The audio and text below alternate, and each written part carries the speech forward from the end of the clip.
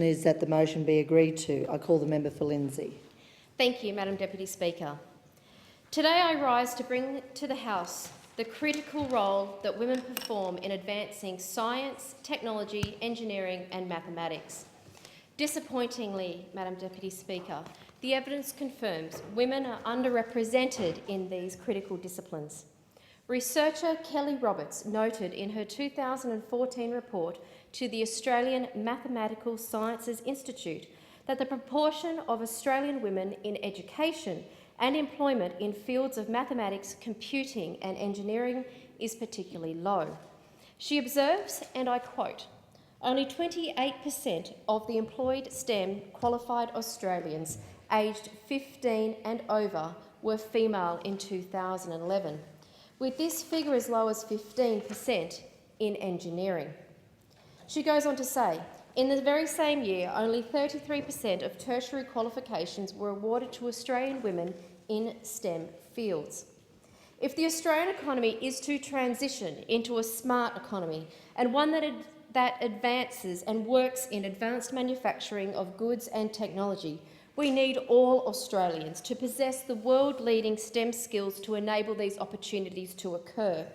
And frankly, Deputy Speaker, it is unacceptable for women to be left behind.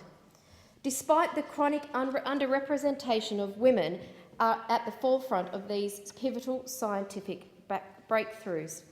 In an opinion piece published last Wednesday in The Australian, the Chair of Universities Australia and the Vice-Chancellor of Western Sydney University, Professor Barney Glover, highlighted the importance to the national interest of the work being undertaken by quantum physicist Michelle Simmons. He says, and I quote, "Simmons, a professor at the University of New South Wales, recently added the CSIRO Eureka Prize to her impressive list of accolades. On October 6, her team included Andrew Zurak, announced a profound advance that they were clearly the final hurdle in making a silicon quantum computer, bringing the promise of unbelievable processing speeds much closer. This is a game-changing discovery." He further went on to note that this places Australia at the front of the international race to making quantum computing a reality. This is exciting news.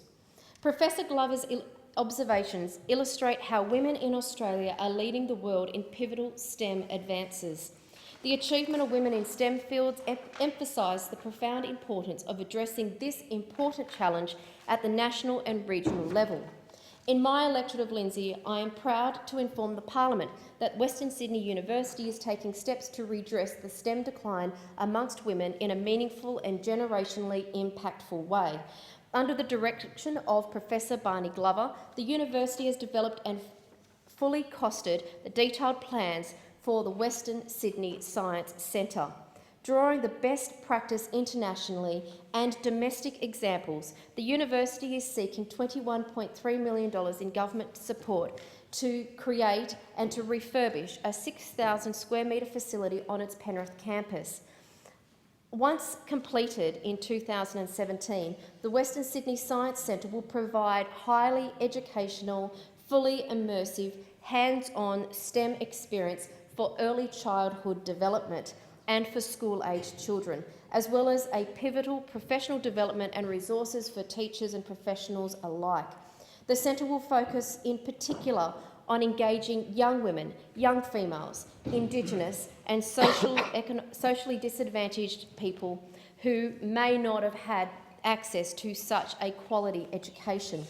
Deputy Speaker, Western Sydney will be home to Australian innovation. I would like to commend the vision of the Catholic Diocese of Parramatta, which will be creating the first STEM school in Australia, which will be part of the Sydney Science Park at London, a facility that will have 12,200 jobs, high-skilled jobs in places like biopharmaceuticals and advanced manufacturing, and 10,000 research positions. The exciting thing that the Catholic Diocese is working towards is having from pre-K through to primary school, high school, university and postgraduate qualifications in STEM. This will all form part of an innovation corridor. Deputy Speaker, I'm proud to talk on this motion. I'm proud of the direction that Western Sydney is taking, and I'm proud to be part of a government that's providing the infrastructure that will provide the education to the people of Western Sydney.